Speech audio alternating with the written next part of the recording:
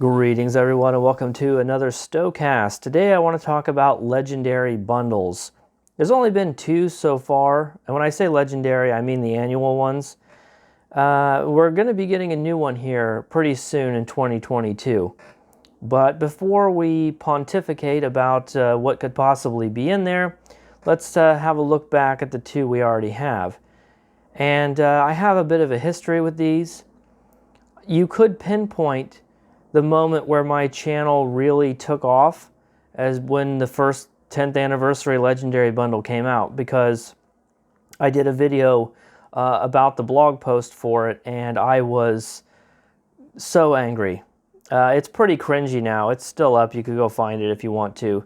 But I was really mad, and in hindsight I was right to be mad. I think we've kind of become complacent about it.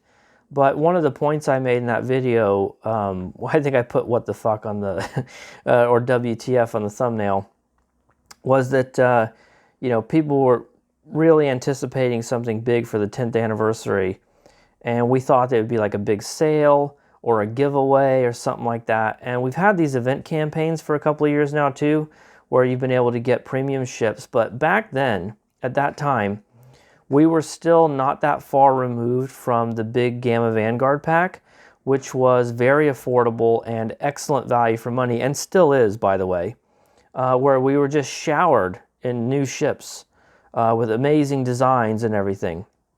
Brand new ships, new models and all that stuff.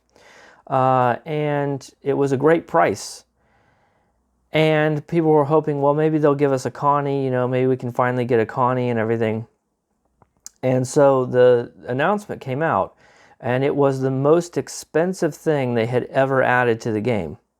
More expensive than the lifetime subscription, more expensive than any bundle we had ever seen, any expansion bundle or anything like that.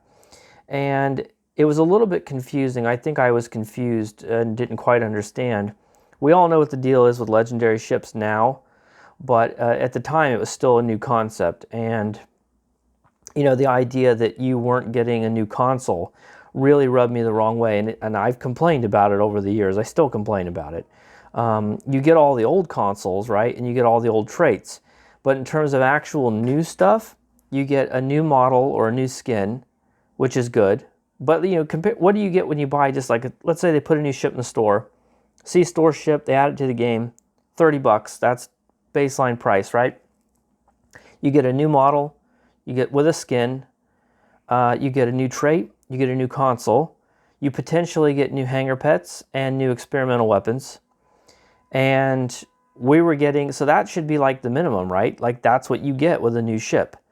And so the price point was good, and if you just looked at it that way, like how many ships do you get for how much money you're spending? But it's all or nothing. You got to buy it all. But you're not getting a full ship's worth of value in a sense. It included, a lot of those ships included more than one trait. They all included more than one trait because they had a new one, but, so that you could get traits that were more expensive, right? Like, with the legendary NX, for example. Well, the NX refit is premium ships, so you're unlocking an account unlock trait that's normally a premium trait. So the people who were clapping back, right, there's kind of two sides. The internet was divided on it, right? There was the people like me who were outraged over it, and then there was the people on the other side who were saying, well, yeah, but if you factor in all the premium stuff you're getting as an account unlock, which again, you have to remember, this was new. That was a new concept back then. They thought that it was really worth it. And over time, it looks like they won. And it won me over too. I mean, I've become lazy and complacent about it as well. And so that view, being angry at the 10th anniversary bundle was relatively popular back then. It's not anymore. Everyone loves the 10th anniversary bundle now, but it's sort of like it's a relative thing. The monetization has gotten worse in a lot of ways, and the legendary stuff that we've gotten since then, whether it's been individual bundles, some of the smaller ones like the legendary Romulan stuff was pretty good, or where you could just get one ship. A lot of people don't like those either, but The 11th anniversary, we'll get to that in a minute. You know, it looks horrible by comparison. So, you know, when you line it all up, the 10th anniversary bundle looks great. And they do the whole stupid Disney Vault bullshit. So, you know, it's only available at certain times of the year. And then it goes back into the cryptic vault. So, you know, people are always waiting. Oh, I'm saving my money. When, you know, I get comments still regularly of people saying, when do you think the 10th anniversary bundle is going to come back? Is it going to come back? Do you think it's going to come back? Stuff like that. So they've definitely done a good job of making people believe that it's a good value, which it kind of is, you know, on paper, and two, making people appreciate it. Like, I think if you were to take a consensus among people now, among players, the overwhelming majority would have a positive view of the 10th anniversary bundle. Wasn't always that way. But as we learned more about it, I posted more videos and talked about it more, and I actually, it got a lot of downvotes. If you were to tell someone now, I'm going to buy the 10th anniversary bundle, they'd be like, yeah, good for you. You know, actually, a lot of advice you see on Reddit, people will say, I'm new, I don't know what to buy, what should I spend my money on? You'll see a lot of people say, wait for the 10th anniversary bundle to come back. That's the big one, right? You want value for your money, wait for the 10th anniversary bundle. All I said was, look, I'm going to buy it, right? I was mad about the high price and all that stuff we already talked about. But I said I was going to buy it because I have a YouTube channel. And my numbers were growing because those videos talking about it were doing well. And people were like, oh, you're a hypocrite, you know. And so my point was sort of like, well, you know, I even was like, oh, I'm not buying it for myself. I'm buying it so I can do the reviews, which is true, to be honest. I wasn't monetized back then. I wasn't getting any ad revenue. And if I didn't have a YouTube channel back then, I would not have bought it because I was in the same position a lot of other people were in, which is, you know, $300. Sure, it's on sale. I only spent about $200 to get it, but that's a hell of a lot of money, right? And it was just too much. It was too much. So if I hadn't had that extra thing to buy it for, that extra justification, if I were just playing and didn't do YouTube, I probably would not have bought the 10th anniversary bundle when it first came out.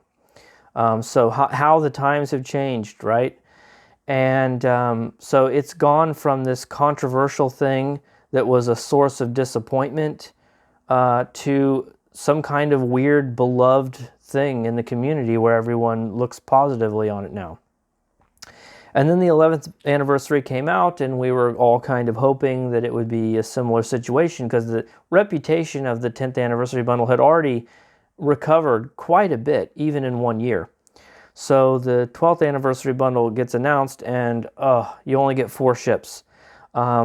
And there were defenders, of course. There were people doing the math and getting their calculators out, and it's just padded with a bunch of crap. And it's like, it's not that that stuff is worthless or valueless, the extra padding, but you know, it's only there to make it come out mathematically, right? Like the price, they clearly wanted it to be as expensive as, you know, they've got this idea that once or twice a year they need to release some super expensive thing. And they're kind of doing that with mud bundles now, right? So several times a year, we get hit with these $200-$300 bundles. And that's just become like a standard thing now. And that price point is clearly what matters to them. To them, it needs to be that expensive. It has to be very expensive. But they couldn't put 10 ships worth of work into it to give us 10 legendary ships. So they could only do 4, so they give us the 4 ships they were able to work on, and then in order to get it up to that price point that they wanted to hit, they had to fill it with a bunch of extra junk. And I still, to this day, have not bought the 11th anniversary bundle, and I'm probably not going to buy it. Is there some good stuff in there? Yeah.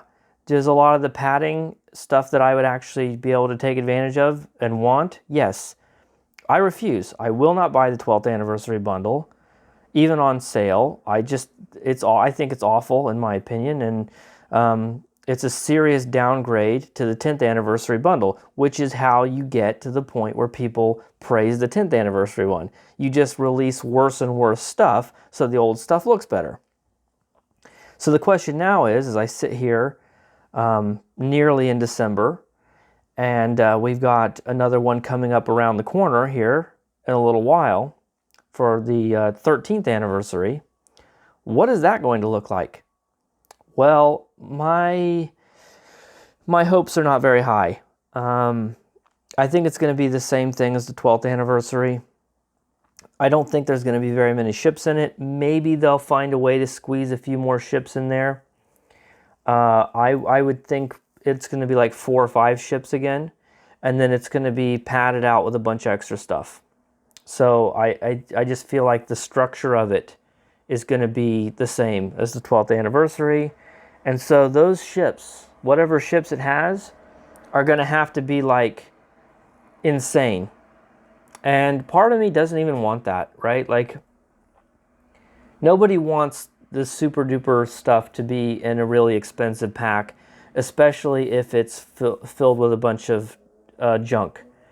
Because like, at least with the legendary Romulan one, it's only 2 ships. It's relatively affordable. And the fact that the D'Deridex has one of the top traits in the game right now, rapid emitting armaments, it's not too inaccessible. As long as you wait for a sale, you know, you're basically paying C-store prices for those 2 ships, and so it doesn't feel bad. And the Legendary Scimitar is also a good ship as well. But if they put some super duper meta-defining trait in the 13th anniversary bundle, then, you know, you're looking at, you know, $150, $200 to get your hands on it. I don't want that. I don't want that for the game. I don't want more heavily padded garbage. I think whatever specialness there is around the anniversary bundles is kind of ruined by the 12th anniversary bundle. So like, if the 13th anniversary bundle is amazing, if we get 10 ships like we did the first time, or if they reduce the price and don't include all the extra stuff or whatever, then maybe it will like help revitalize, because like it's like inversely related, right? The 10th anniversary bundle is looked on favorably, but the concept of an anniversary bundle is now looked on unfavorably. So it's like I'm not excited about anniversary bundles anymore. I have no hype for this thing, and so it's going to be a little while still before they tease us with this or give us any sort of information about it. But I'm not excited about it, and there's a real part of me that hopes it's not any good, if that makes sense. So let me know what you guys think. Have you bought either of them? Did you buy the 10th anniversary, the 11th anniversary? Are you excited about the 13th anniversary bundle? Maybe they won't even do one. That's another possibility. Maybe they just won't do one. They probably will, but hey, you never know, right? So let me know what you guys think of the anniversary bundles in the description and the comments, and I'll see you guys in the next one. Thanks for hanging out. I'll talk to you later. Bye for now.